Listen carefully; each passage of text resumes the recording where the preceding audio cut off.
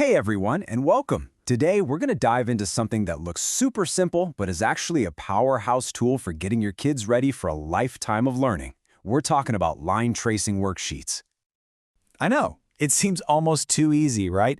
How can a little squiggly line on a piece of paper actually prepare your child for writing their name? Well, that humble little line is the very first step on a huge journey, and we're going to break down exactly how it works. So first up, let's talk about the why. Before we even think about picking up a crayon, it's so important to understand what's really going on in the child's brain and body when they follow that little dotted path. This is where the magic is. What we're really talking about here are pre-writing skills. You can think of them as the absolute fundamentals, kind of like the foundation of a house. They're the building blocks that have to be in place before a child can even begin to form an A or a B. And look at all the benefits that come from this one simple activity. Tracing helps strengthen those tiny hand muscles, which is key for fine motor control. It teaches their eyes and hands to work together. That's hand-eye coordination. It even encourages a proper pencil grip and builds the focus they'll need for school. It's basically a powerhouse workout for little hands and brains. Okay, so next up, let's gather our tools. And honestly, the best part about this whole thing is how easy it is to get started. You probably have everything you need sitting at home right now. All you really need are the printed sheets and something to write with. But, and you're going to love this, here's a fantastic pro tip. Slide that worksheet into a plastic page protector and use dry erase markers. Just like that, one worksheet becomes endlessly reusable. It's a total game changer, trust me. All right, you've got your tools, you've got your worksheet. So how do you make sure the session is actually a success? Here's a simple, step-by-step guide to make it a positive and really effective experience. And before we jump into the steps, please remember this. This is the golden rule right here. We are not looking for perfect lines. What we're celebrating is the effort, the focus, and the control they're building. It's so important to keep it fun and pressure-free.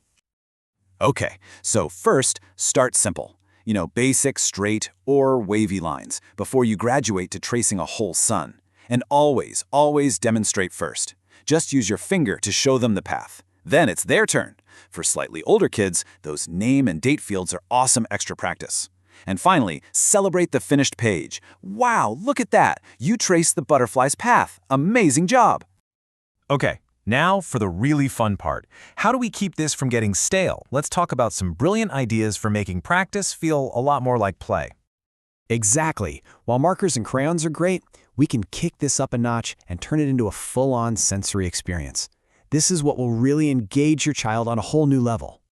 And here's that pro tip in action again. See? On the left, you've got your standard one-and-done worksheet. But on the right, with that super simple page protector, you get an activity you can do over and over again. It saves paper and, it just adds a little bit of novelty. This is where you can get really creative. Have them trace the path with just their finger, or line up little buttons or maybe even pieces of cereal along the dots. You could even squeeze glitter glue on the lines, let it dry, and create this awesome bumpy path for them to feel. Oh, and a great reward for tracing a picture? Letting them color it in afterwards. And remember, the real key to success is keeping it short and sweet. A little kid's attention span is, pretty brief. So just aim for 5 to 10 minutes of focused, positive practice at a time. Quality over quantity is absolutely everything here.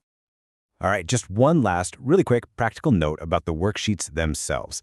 This is just a little heads up about the PDF file so you're not caught off guard. As you're looking through the worksheets, you might see a random number or character just hanging out on the page. Don't worry about it. These are just tiny little glitches from when the file was created. They're not part of the activity at all, so you and your child can just totally ignore them. So the big takeaway here is this. What looks like a simple pastime is actually fundamental brain and body training for your child. It's laying the groundwork both in their muscles and in their brain for reading, writing, and all kinds of learning. It truly is the foundation. So with all of these ideas, from reusable pages to glitter glue paths, the possibilities are pretty much endless. The only question left is, what creative tracing adventure will you and your child start with first?